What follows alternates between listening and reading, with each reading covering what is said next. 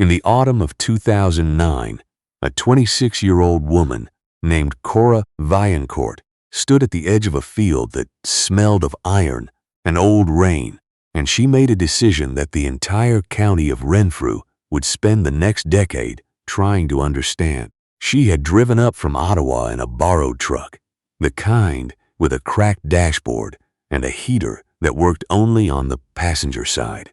The land she was looking at, 40 acres of waterlogged clay on the eastern fringe of the Ottawa Valley, just outside the small town of Killaloe, had been on the market for 11 months.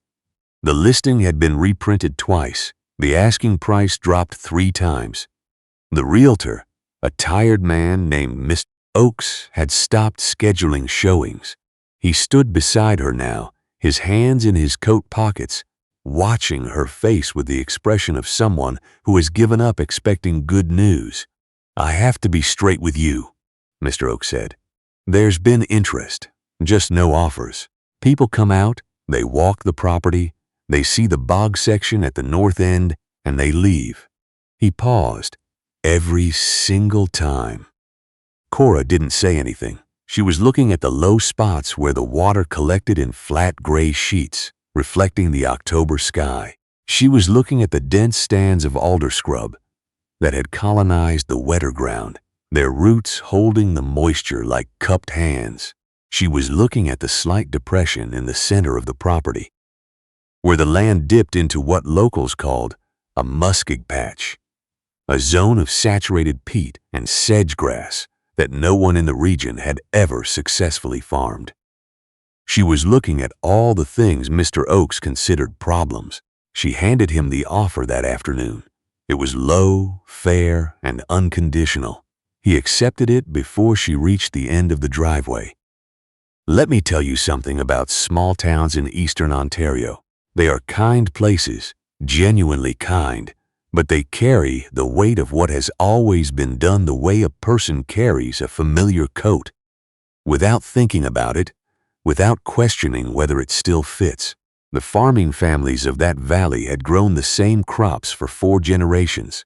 Hay, corn, a little barley. The soil that could be worked was worked hard. The soil that couldn't was left alone and quietly resented." The news of Cora Vaillancourt's purchase reached the Saturday morning crowd at the feed supply on Main Street within 48 hours. She had been a name people vaguely associated with the Vaillancourts from down near Eganville. A good family, people said, though her particular branch had struggled. Her father had lost his own property to debt when Cora was 16.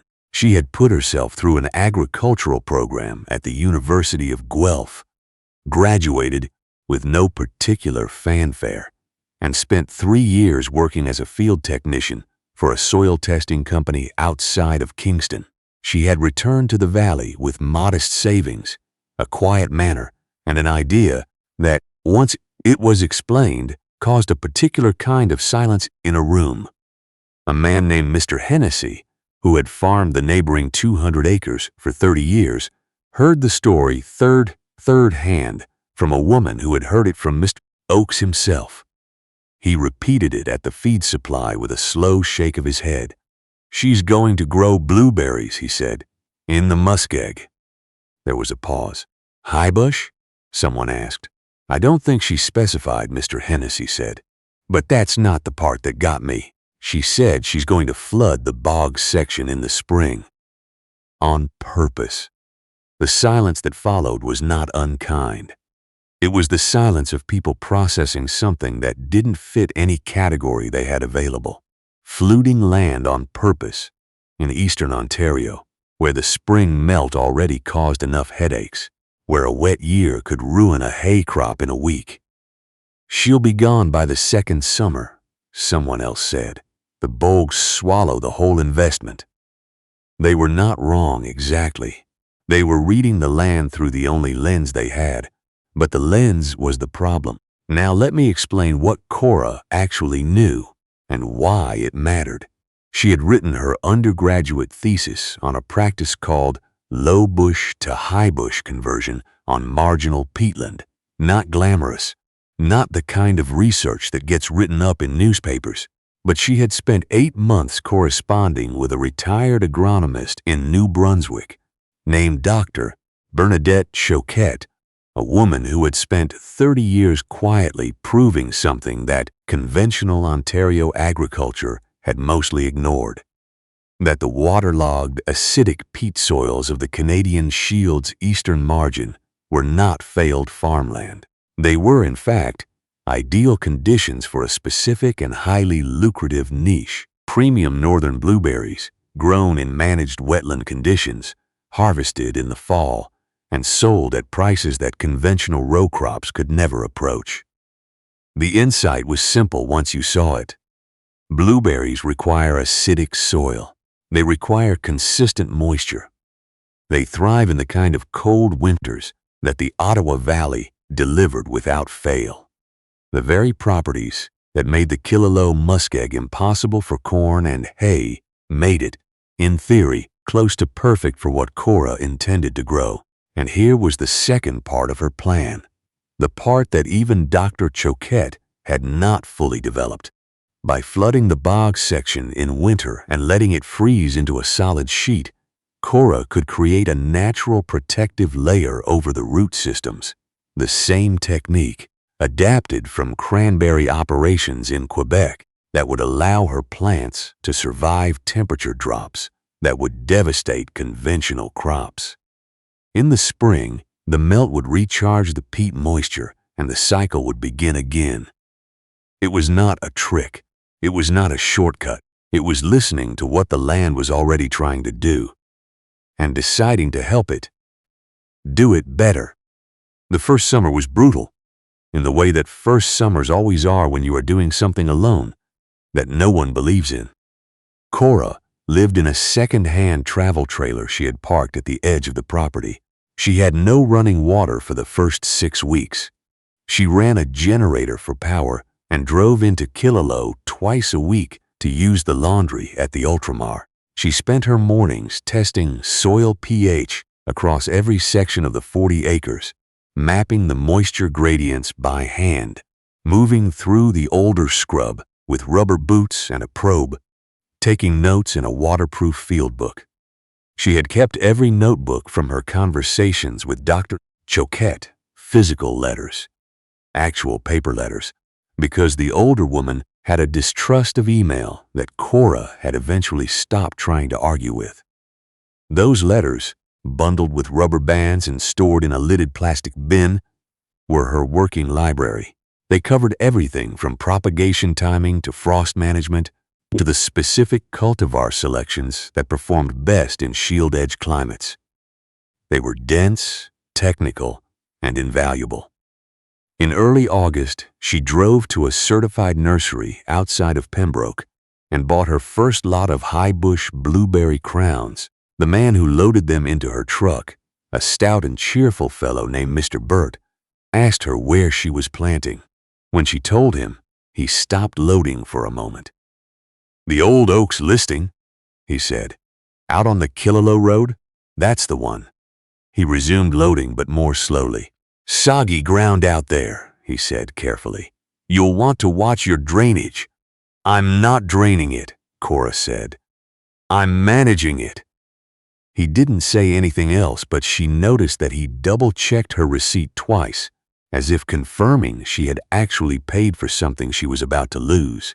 She planted the first section by hand, 2 acres of prepared mounds, built up from the existing peat, amended with sulfur to drop the pH into the ideal range. She worked alone. Her back ached. Her hands were stained a deep, permanent brown from the peat. The mosquitoes in that part of the valley in August are not a nuisance. They are a weather system. She wore a head net and kept moving and did not let herself think about what it would look like if this didn't work. I want to stop here and ask you something directly. Have you ever staked everything, not just money, but the specific version of yourself that you are still trying to become, on an idea that the people around you had already dismissed without looking closely?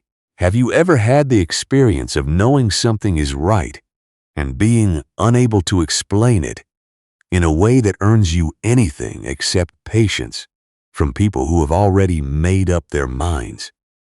That was Cora's world in the late summer of 2009, the trailer, the mosquitoes, the notebooks, and the very clear knowledge that there was no backup plan. She applied for a small business development loan through the local agricultural office that October. The meeting was with a man named Mr. Galbraith, a regional agricultural development officer who wore a fleece vest and who had, by his own count, reviewed approximately 400 farm business plans over the previous decade. He read Cora's plan, which was detailed, cited, and included appendices from Dr. Choquette's original research, with the careful attention of someone looking for the flaw. He found it, or thought he did. "Your yield projections," he said, setting the document on the desk between them.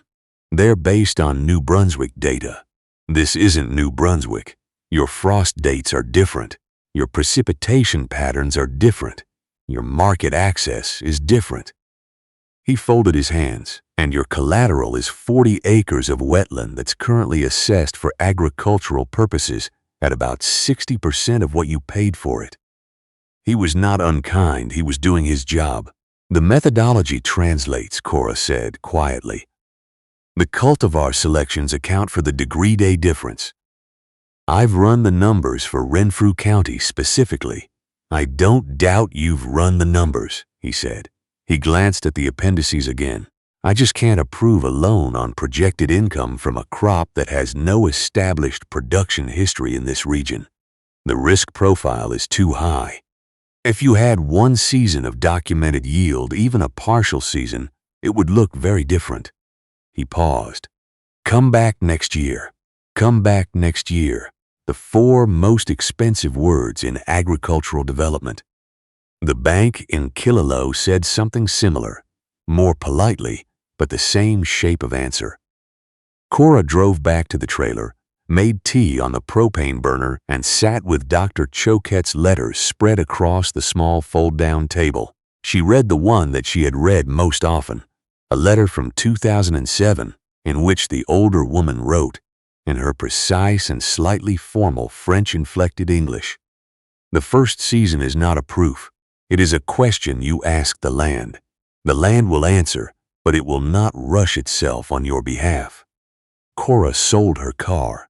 The money covered her operating costs for the second season and left enough for the flood irrigation setup she had been planning since the previous spring. A simple system of low berms and a small electric pump to manage the winter flooding. She also did something the original video Marie had not done, and which I think is worth noting. She failed, specifically and measurably, in her second autumn. A late September frost came 2 weeks earlier than the historical average and caught her first plantings in the middle of bud set. She lost 40% of the expected yield on that initial 2-acre section. She pulled the surviving berries herself, knees in the wet peat, and sold them at the Killaloe Farmers Market for 3 weeks running. She made just under $800. Mr. Hennessy drove past the market stall one Saturday and saw her there, sitting on a folding chair, her produce laid out in paper pint containers with a handwritten sign. He did not stop. He told his wife about it that evening, not with cruelty. He was not a cruel man, but with a kind of sorrow. "She's got $800 worth of blueberries and a flooded field," he said. "Someone should say something to her." His wife, a woman named Lorna, who had grown up hearing her own parents called fools for switching from beef to sheep in the 1970s, said, "Leave her alone, Brian." He did. The winter flooding worked. That was the thing. That was the discovery that changed the trajectory of everything.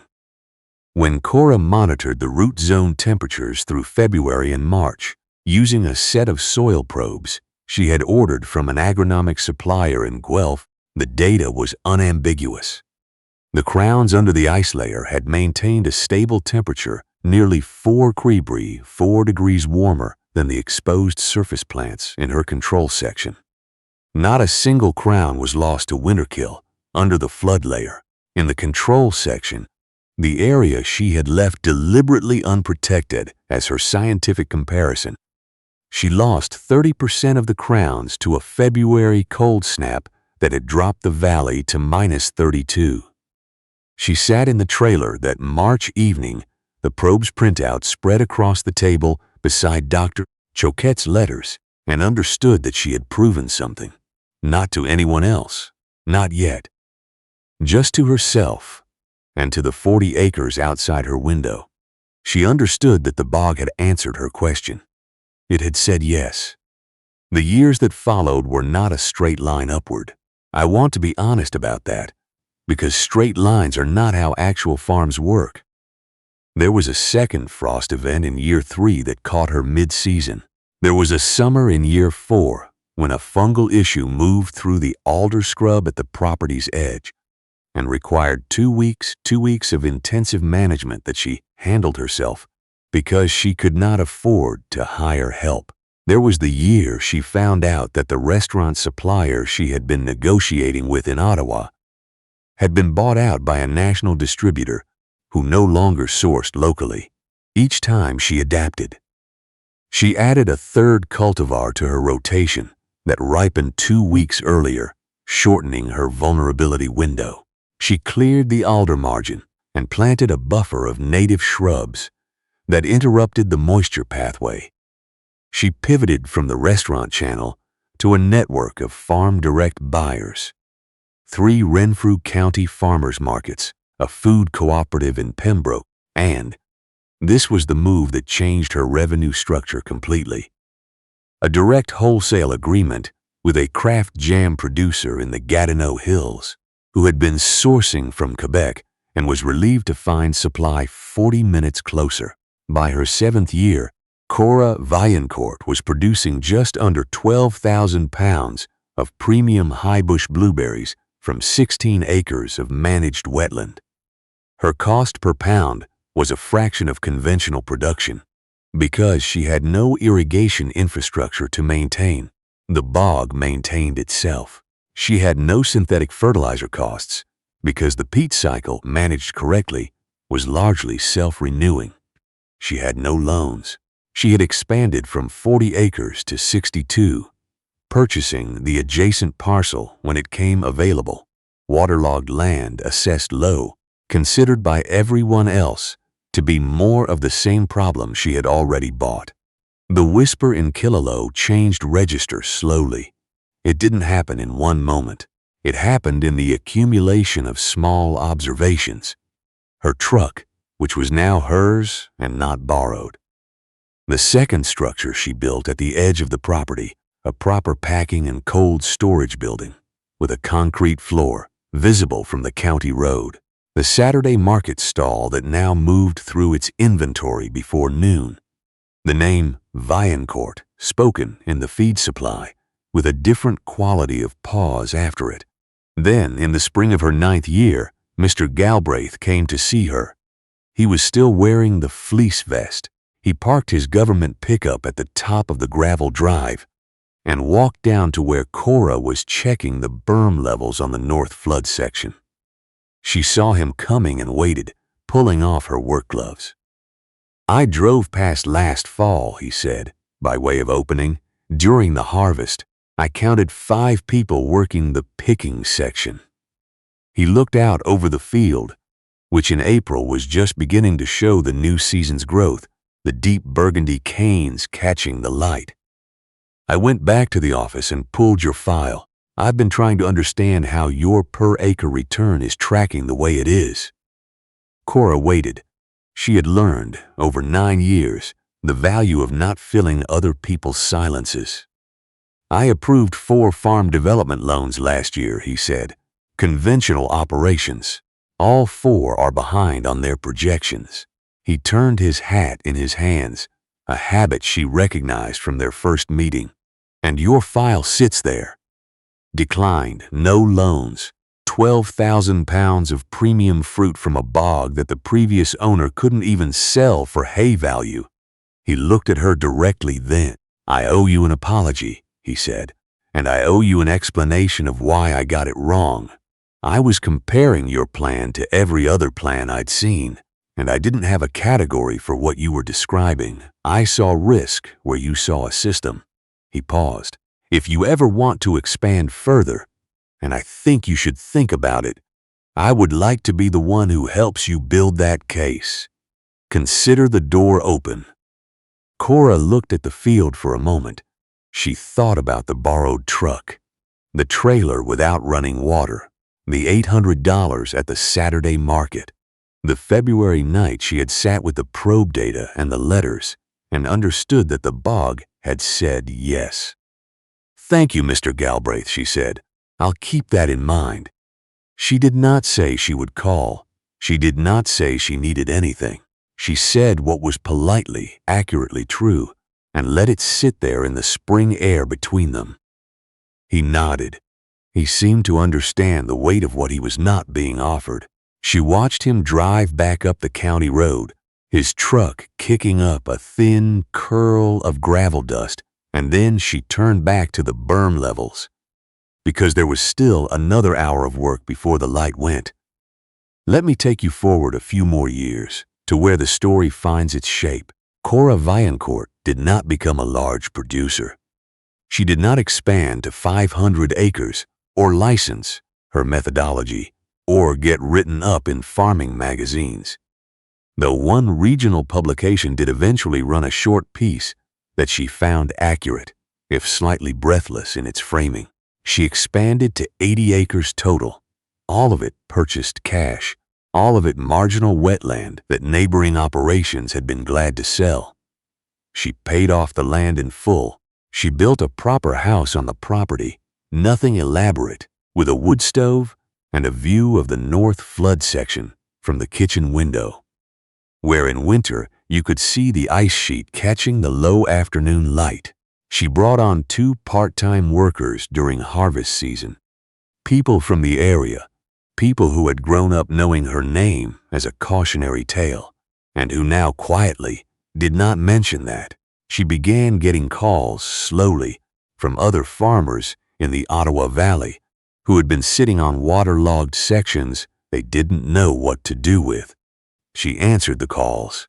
She explained what she had learned: the pH management, the flood timing, the cultivar selections, the way you read the peat moisture by the color of the sedge in early spring. She did not charge for the conversations. She had not been charged for Dr. Choquette's letters, and she thought about that often. If you drive the county road east of Killaloe today, you will begin to notice something. You will see in the low sections of fields that were traditionally left to scrub alder the dark stems of managed blueberry plantings catching the autumn light. You will see in some of the old muskeg sections that used to grow only cattails and regret the white floats of drip irrigation headers and the geometric order of cultivated rows. You will see farmers at the regional co-op talking about soil pH and peat management alongside the usual conversation about corn prices and equipment repairs. Not all of them know where the idea came from. Some of them do. On an evening in late September, when the harvest is finished and the field is still, you might see a woman in her late 30s sitting on the steps of a house at the edge of a managed wetland. On the step beside her is a plastic storage bin, and inside that bin are the letters, bundled, rubber-banded, written in the careful handwriting of an older woman who never doubted that the land would answer if you asked it the right way. The boy from the next farm comes sometimes on his bicycle because his mother sent him over with a question about her own low section, and Cora tells him to sit down and listen. She opens one of the letters. She points to a paragraph. She says, "This is what my teacher understood, and what I am trying to understand still, and what I hope you will take with you when you go." The county agricultural board looked at 40 acres of Renfrew County wetland and saw a liability that went nowhere. They saw a cost with no return. They saw the end of an equation. The bog saw something different. It saw someone who had taken off her boots, stepped into the water, and decided to listen instead of drain. That was the beginning of a harvest that has not ended.